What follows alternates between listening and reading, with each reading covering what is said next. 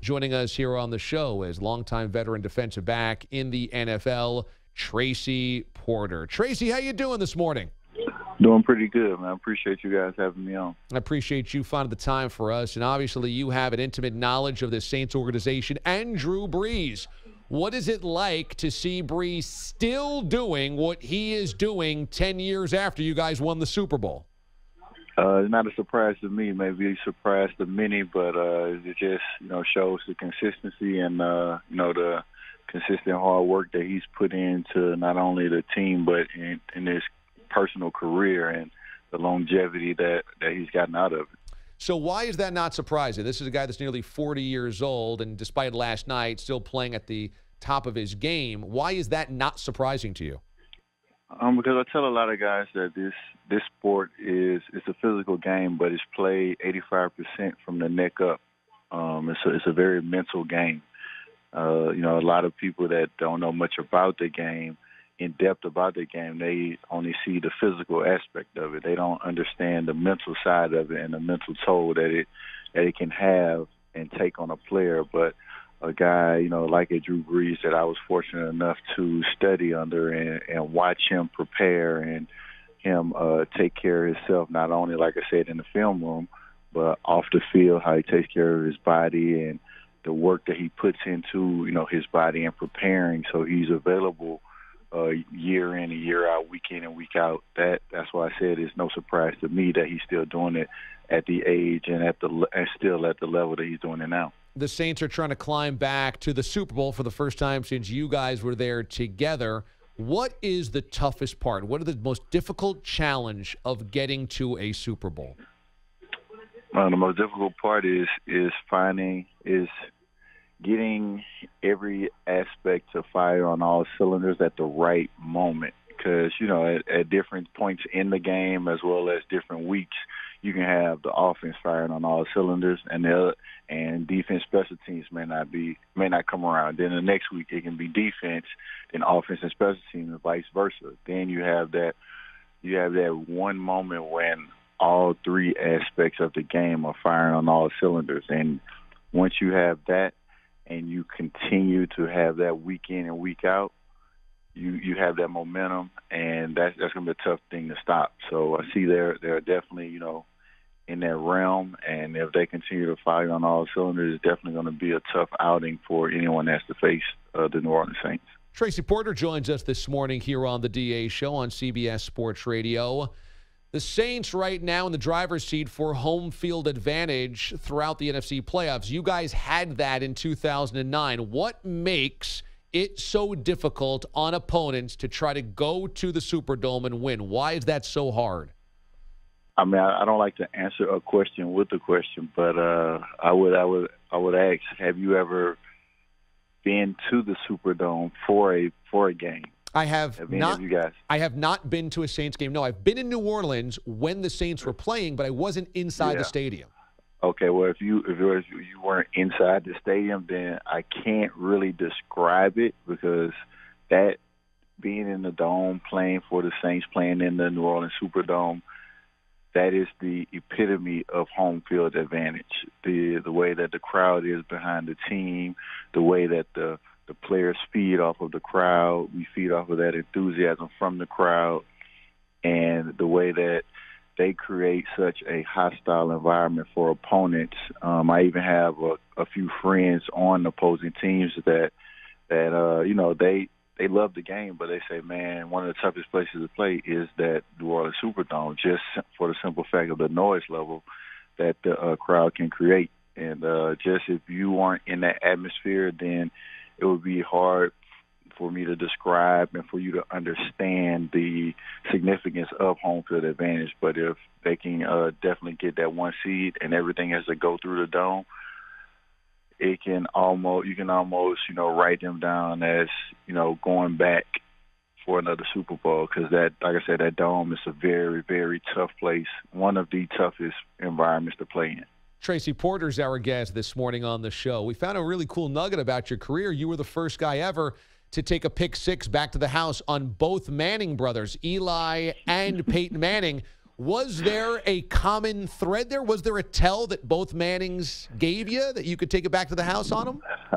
No, it's just right place at the right time. I myself, like I said, in studying from the older guys that were, ahead of me, the veterans that taught me the game, that taught me how to, understand what my opponents are doing, understand my film study situations on the field, and what the opposing offenses, want to do.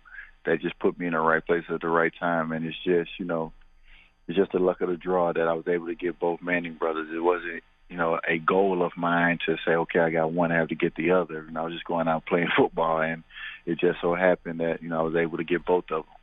Your career certainly intersected during the time period of Tom Brady's career as well when he was at his peak. Right now, we are not seeing what appears to be prime Tom Brady. When you watch Brady now, do you think that Father Time has finally caught up to him?